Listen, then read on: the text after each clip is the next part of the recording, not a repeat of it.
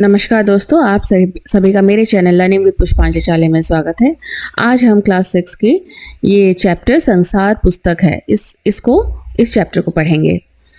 तो अगर आप लोगों ने ये चैप्टर पहले पढ़ लिया है तो बहुत अच्छी बात है, और अगर नहीं पढ़ी है तो एक पेंसिल और साथ में एक नोटबुक लेकर ज़रूर बैठिए, ताकि आप जो भी हार्ड वर्ड है वो नोटबुक में नोट डाउन कर सकते हैं। पेंसिल से पहले अंडरलाइन करना है और नोट डाउन करना है।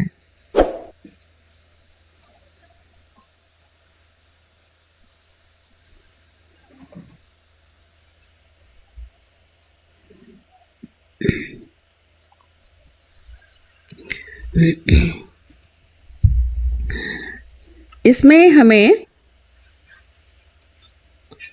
पंडित जवाहरलाल नेहरू द्वारा अपनी पुत्री को लिखा गया एक पत्र के बारे में हम पढ़ेंगे।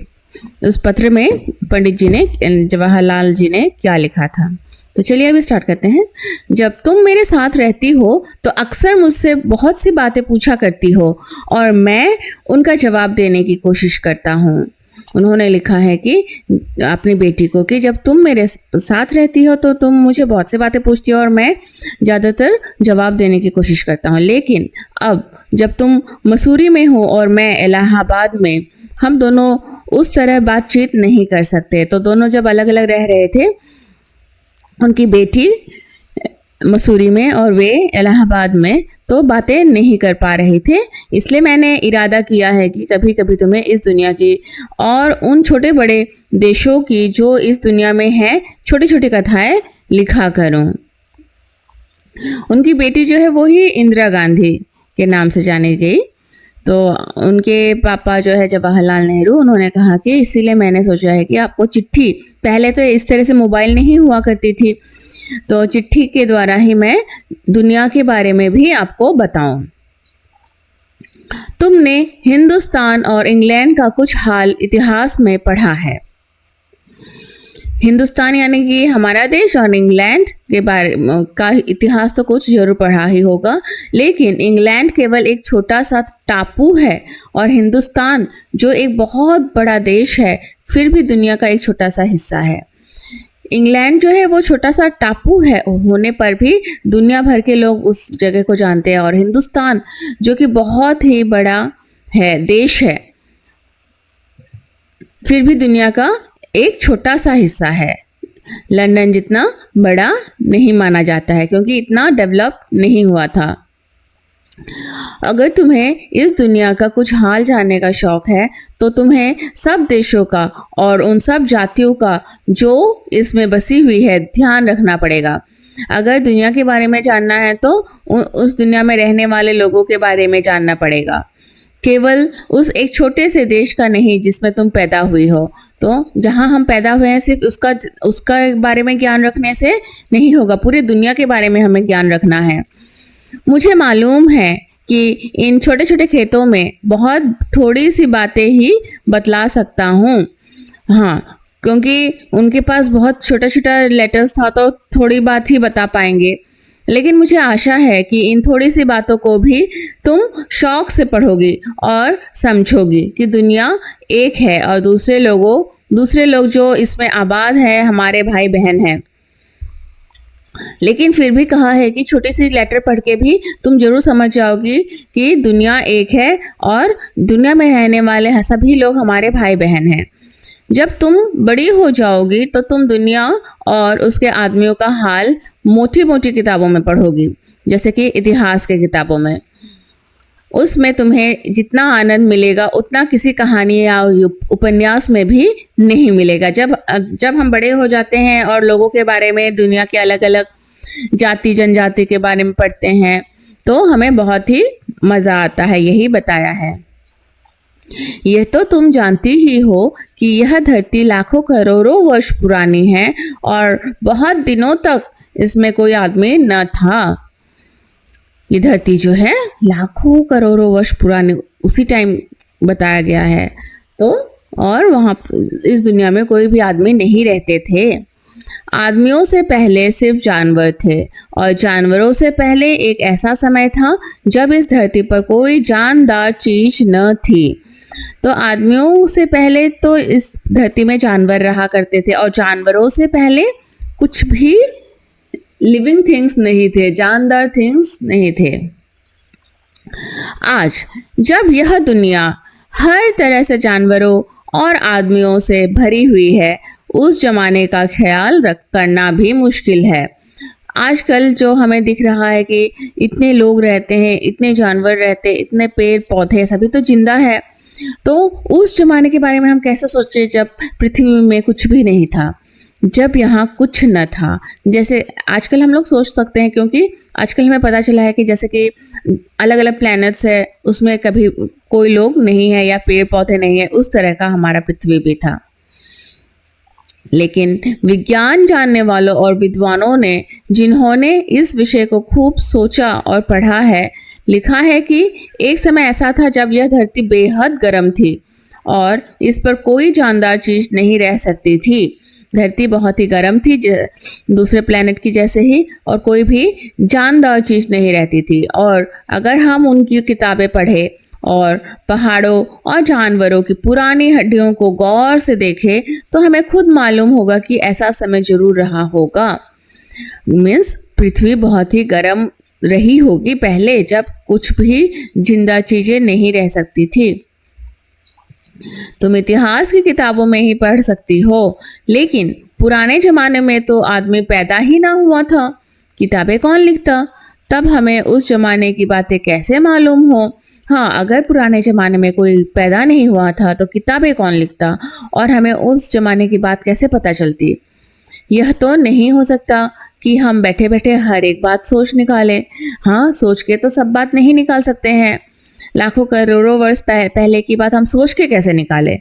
यह बड़े मज़े की बात होती, क्योंकि हम जो चीज़ चाहते सोच लेते और सुंदर परियों की कहानियाँ गढ़ लेते।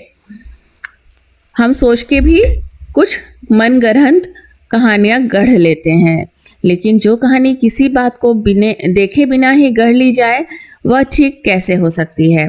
हाँ, हम अभी करोड़ों सालों पहले हमारे धरती में क्या थी, ये सिर्फ सोच के अगर हम कुछ भी गढ़ लेते हैं तो ये ठीक नहीं हो सकती, ये सच नहीं भी हो सकती है। लेकिन खुशी की बात है कि उस पुराने जमाने की लिखी हुई किताबें न होने पर भी कुछ ऐसी चीजें हैं जिनसे हमें उतनी ही बातें मालूम होती है जितनी किसी किताब से होती है। पुराने जमाने में लिखी हुई किताबें तो नहीं थी, लेकिन कुछ ऐसी चीजें हैं जिनसे हमें पता चलता है कि उस जमाने में क्या क्या और कैसा कुछ था। ये पहाड़, समुद्र, सितारे, नदियाँ, जंगल, जानवरों की पुरानी हड्डियाँ और इसी तरह की और भी कितनी ही चीजें हैं। जो पहाड़ है, समुद्र है, सितारे हैं, नदियाँ हैं, जंगल है, जानवरों की पुरानी हड्डियाँ पाई जाती है, इन्हीं से ही हमें बहुत कुछ पता चलती है। जैसे कि हड्डियों को पढ़ा जा सकता है कि हड्डियाँ कितने साल पुरानी हैं, जिनमें हमें दुनिया का पुराना हाल मालूम हो सकता है। मगर हाल जानने का असली तरीका यह नहीं है कि हम केवल दूसरों की लिखी हुई किताबें पढ़ लें, बल्कि खुद संसार रूपी पुस्तक को पढ़ें। संसार रूपी पुस्तक किसे कहा गया है? मतलब कि पूरी दुनिया के बारे में जानने के लिए कहा गया है। मुझे आशा है कि पत्थरों और पहाड़ों को पढ़कर तुम थोड़े ही दिनों में उनका हाल जानना सीख जाओगी। अगर आप लोग कभी हिस्टोरिकल मॉन्यूमेंट्स देखने के लिए जाते हैं, तो वहाँ से हो सकता है कि आप लोगों में से बहुत सारे अभी आगरा देख चुके हैं, आगरा की ताजमहल देख चुके हैं।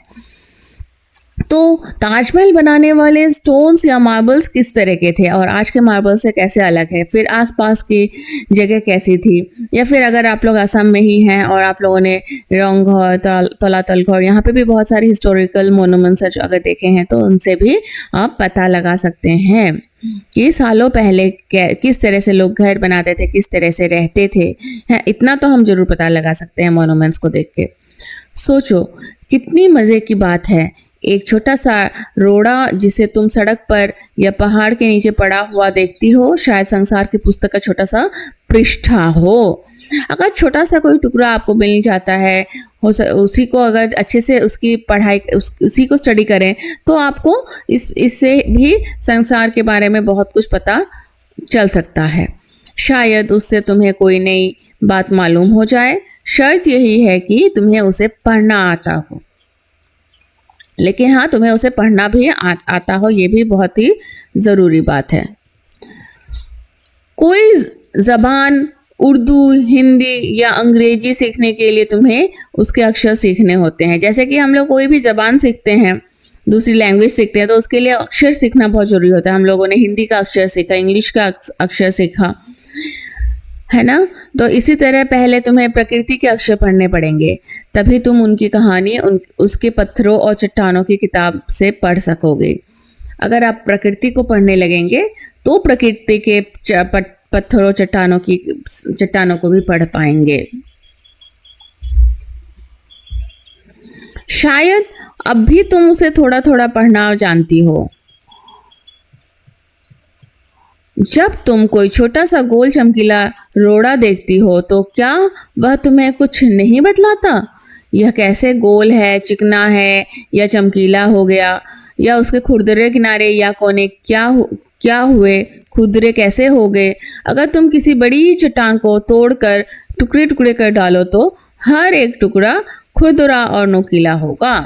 तो आप अगर किसी भी चीज़ को हाथ में लेते हैं और आप उसका पता लगाने की कोशिश करते हैं कि ये कैसे हो गया, ये खुरदरा क्यों है, ये इतना समान क्यों है, तो आपको इसका कलर क्यों चेंज हो गया, एक टुकड़ा वाइट है, दूसरा टुकड़ा ब्लैक है, तो क्यों हो गया, इन सब बातों को जब आप जानने लगोगे तो आप प्रकृति के बारे में भी जानने लगोगे।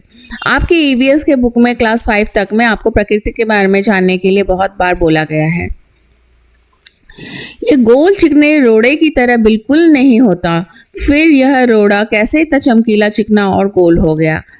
अगर तुम्हारी आंखें देखे और कान सुने तो तुम उसी के मुंह से उसकी कहानी सुन सकती हो। अगर उस रोड़ा जो मिलता है, कोई भी चीज़ अगर आपको मिल जाती है पड़ी हुई, उसको अगर आप पढ़ना सीख जाए, अगर आपकी आंखों से देखना और कान से सुनना सीख जाए, उसी चीज़ के साथ भी आप बातें कर सकते हो। जो कि आजकल पुरातत्वविद जो है वो यही काम करते हैं। वह तुमसे कहेगा कि एक समय जिसे शायद बहुत दिन गुजरे हो, वह भी एक चट्टान का टुकड़ा था। ठीक उसी टुकड़े की तरह उसमें किनारे और कोने थे जिसे तुम बड़ी चट्टान से तोड़ती हो। शायद वह किसी पहाड़ के दामन में पड़ा रहा, तब पानी आया और उसे बहाकर छोटी घाटी तक ले गया। हो सकता है कि इसी तरह से वो भी बोले कि मैं भी बड़ा चट्टान का ही एक टुकड़ा था, लेकिन मेरे कोने भी थे, लेकिन हो सकता है कि मैं टूट के गिर पड़ा और कई सालों तक मुझे पानी के साथ बहाया गया और बहते बहते मैं यहाँ आकर पहुँच गया। तो इस तरह से आप यह रोड़ा कितना पुराना है ये पता कर सकता है। वहाँ से एक पहाड़ी नाले ने ढकेल कर उसे एक छोटे से दरिया में पहुंचा दिया। इस छोटे से दरिया यानी कि नदी से छोटा दरिया से वह बड़े दरिया में पहुंचा। इस बीच वह दरिया के पेंदे में लुढ़कता रहा, उसके किनारे घिस गए और वह चिकना और चमकदार हो गया। तो इस तरह से हम किसी भी पत्थर के टुकड़े से भी वो कितना पुराना है जान सकते हैं। इस तरह वह कंकड़ बना जो तुम्हारे सामने है। किसी वजह से दरिया उसे छोड़ गया और दरिया के छोड़ने के बाद कंकड़ बन गया। हाँ, पत्थर बन गए, वो छोटे छोटे चट्टान से ही टूट के आए होंगे। तुम उसे पा गई। अगर दरिया उसे और आगे ले जाता तो वह छोटे होते होते अंत में बालू का एक जर्रा हो जाता। वही चट्टान का टुकड़ा जितना घिसेगा, जितना पानी के साथ बहेगा उतना घिसेगा और वही कंकड़ जो है फिर बालू में बदल जाएगा। समुद्र के किनारे अपने भाइयों से जा मिलता, जहाँ एक सुंदर बालू का किनारा बन जाता जिस पर छोटे छोटे बच्चे खेलते और बालू के घरौंदे बनाते। अगर एक छोटा सा रोड़ा तुम्हें इतनी बातें बता सकता है तो पहाड़ों और दूसरी चीजों से जो हमारे चारों तरफ है हमें और कितनी बातें बता सकता है। ऐसे बातें आप मालूम कर सकती हो। यह लेटर है एक अपनी बेटी को लिखते हुए जवाहरलाल नेहरू जी ने लिखी थी अंग्रेजी में, और अंग्रेजी से इसे अनुवाद प्रेमचंद जी ने किया था। तो ये किताबें आपको पढ़नी चाहिए। देखिए आप अपने पिता ने कितनी अच्छी बात बेटी को कही थी। लेखक के बारे में, अब जवाहरलाल नेहरू जी के बारे में। जवाहरलाल नेहरू 14 नवंबर 1889 में जन्म हुआ था। 27 मई 1964 में उनकी डेथ हुई थी। आज़ाद भारत के प्रथम प्रधानमंत्री थे। जब हमारा भारत आज़ाद हुआ था उसमें प्रथम प्रधानमंत्री जवाहरलाल नेहरू जी ही बने थे। बच्चों से उन्हें बेहद लगाव था। वे बच्चों को बहुत प्यार करते थे। वे चाचा नेहरू के नाम से जाने जाते हैं। उनकी बेटी इंदिरा जब 10 वर्ष की थी, नेहरू जी ने उन्हें अनेक चिट्ठियां लिखी। इनमें बताया गया है कि पृथ्वी की शुरुआत कैसे हुई और मनुष्य ने अपने आप को कैसे धीरे धीरे समझा पहचाना। उस किताब में अपनी बच्ची को, जब उनकी बच्ची 10 साल की थी, तब उन्होंने ये चिट्ठियां लिखना स्टार्ट किया था। ये चिट्ठियां बच्चों में अपने आसपास की दुनिया के बारे में सोचने, समझने और जानने की उत्सुकता पैदा करती है। नेहरू जी को अपने देश के बारे में बोलने बताने में विशेष आनंद आता था। ये सभी चिट्ठियां पिता के पत्र पुत्री के नाम पुस्तक में संकलित है। संसार पुस्तक है, किताब का नाम है संसार पुस्तक है। इसी पुस्तक से ऐसा आभार लिया गया है। खास बात यह है कि ये पत्र नेहरू जी ने अंग्रेजी में लिखे थे और उनकी हिंदी में अनुवाद हिंदी के मशहूर उपन्यासकार मुंशी प्रेमचंद्र जी ने किया था। तो एक बात तो है कि आप लोगों को जिस तरह से नेहरू जी अपने बच्ची को बता रहे हैं, आपके माता पिता भी आपके बहुत बातें बताते हैं जिनकी आपको अमल करनी चाहिए। इसके बाद हम लोग प्रश्न उत्तर करेंगे। इससे पहले आप नेहरू जी के इस संसार पुस्तक की किताब के बारे में और भी जानने की कोशिश कीजिए और अपने एनवायरनमेंट को पहचानने की ज़रूर कोशिश कीजिए, जो कि आपको क्लास 1 से ही एनवायरमेंटल साइंस पढ़ाते हुए मैंने आपको बहुत बार बोली है और अभी भी यही बात बता रही हूँ। धन्यवाद। आपको मेरा ये चैप्टर पढ़ने में कैसा लगा मेरे साथ ज़रूर बताइए कमेंट में। अच्छा लगे तो एक लाइक कर दीजिएगा और मेरे चैनल को ज़रूर सब्सक्राइब करके रखिएगा ताकि मैं जो भी वीडियो बनाऊँ वो आपको मिल जाया करे। धन्यवाद।